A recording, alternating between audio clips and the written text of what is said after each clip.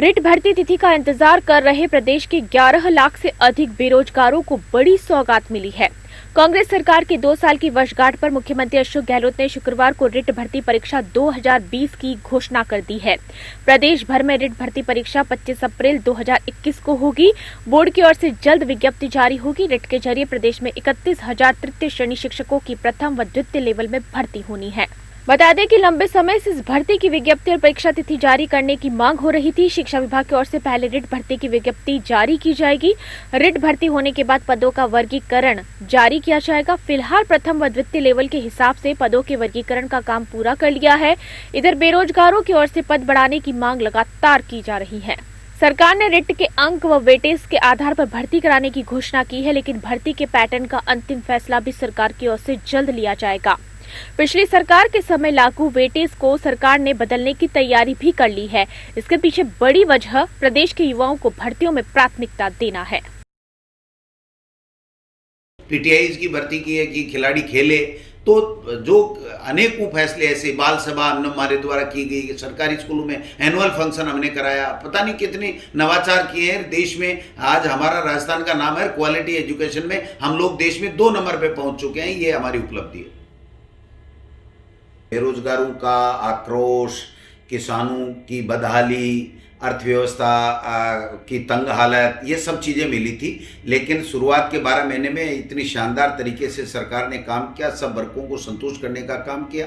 लेकिन ये कोरोना बीच में आ गया। और कोरोना भी क्यों आया आप सबको पता है कि नमस्ते ट्रंप मोदी जी करवा रहे थे। मध्य प्रदेश की सरकार चुनी हुई लोकतांत्रिक रूप से उसको गिराने में व्यस्त थे और कोरोना विदेशों से आ गया।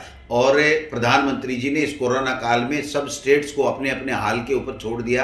गरीबों ने किस प्रकार, मजदूर पैदल चलते रहे, उनको खाना नहीं मिला, अनाज नहीं मिला, जो स्थितियां बनी आप सबके सामने हैं। आज भी प्रधानमंत्री जी वैक्सीन लाने के बजाय उस वैक्सीन जहां बन रही है वहां पर फोटो खिंचवाने में व्यस्त हैं। तो ये जो स्थितियां बनी हैं, लेकिन फिर भी हमारी सरकार ने, आप देखिए 1350 से अधिक विकास कार्यों का तो आज लोकार्पण या शिलान्यास हुआ है। तो आप समझिए कि इस कोरोना काल में भी हमारी सरकार ने बेहतर काम किया है। और जो बेरोजगार थे, शिक्षित बेरोजगार जिनकी नौकरियां कोर्ट में अटका के बीजेपी चली गई थी, उस बीजेपी की सरकार के समय से अटकी हुई नौकरियों को निकाल करके सेकंड ग्रेड की भर्ती की है, प्रधानाध्यापक की भर्ती की है, थर्ड ग्रेड की भर्तियों को हमने स्कूलों में उतारने का काम किया है, शारीरिक शिक्षकों की भर्ती की है, 80,000 से अधिक सरकारी नौकरियां देने का काम किया है, 31,000 की आज 25 अप्रैल की घोषणा की गई है थर्ड ग्रेड के टीचरों की। तो हमारी सरकार बेहतर काम कर रही है। लेकिन भारतीय जनता पार्टी के लोग जो है, या तो राजस्थान के अंदर 2 कामों में लगे हुए हैं। एक तो अपनी स्वयं की पार्टी के बड़े चेहरे को मिटाने में लगे हुए हैं, और एक लोकतांत्रिक रूप से राजस्थान की बहादुर जनता ने खून पसीने से जो सरकार चुनी थी, उसको सरकार को गिराने के षड्यंत्र करने में लगे हुए हैं।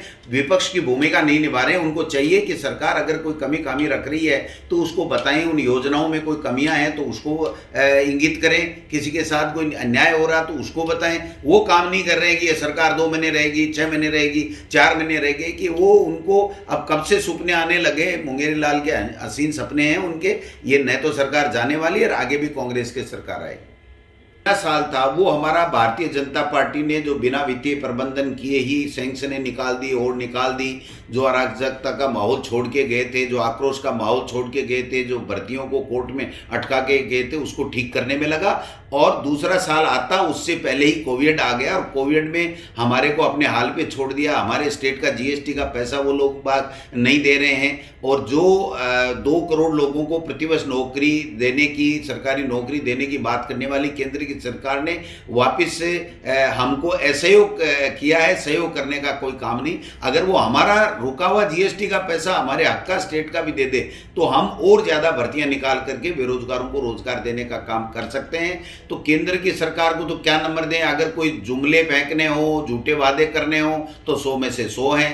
काम करने में अगर दूं तो मैं तो 2 नंबर भी नहीं देता 100 में से, क्योंकि ये तो बिल्कुल ग्रेस से पास होने वाली भी केंद्र सरकार नहीं है। और राज्य सरकार ने जिस प्रकार से कोरोना काल में ऐतिहासिक काम किया है, इसके बावजूद आप देखिए वित्तीय स्थिति इतनी कमजोर है, फिर भी 31,000 की भर्ती एक साथ निकालना, ये तो बीजेपी का शासन था तो वित्तीय स्थितियां ठीक होने के बावजूद भी आखिरी में 50,000 की भर्ती निकाली थी जो पूरी नहीं कर पाए। 26,000 की भर्ती तो हमने आने के बाद में कोर्ट से निकाल करके पूरी की है। तो आप समझ सकते हैं कि जो 5 साल में उन्होंने नौकरियां दी, उतनी नौकरी तो 80,000 के लगभग तो हम दे चुके। और अभी 3 साल हमारे पास में है। अगर ये कोरोना नहीं आता तो अब तक ये जो 3rd ग्रेड की भर्ती हम करके 3,000 की व्याख्याता की भर्ती भी और कर देते और बाकी 2nd ग्रेड की भर्ती भी निकाल देते। लेकिन जो स्थितियां बनी वो आप और हम सबके सामने। लेकिन कोरोना काल का भी सदुपयोग हमारी सरकार ने किया। तमाम विभागों की समीक्षा की गई, मॉनिटरिंग की गई, सूक्ष्मता के साथ में उसको परखा गया, जांचा गया और जनहित के अनेकों फैसले किए गए, जिससे जनता आज थोड़ा राहत महसूस कर रही है।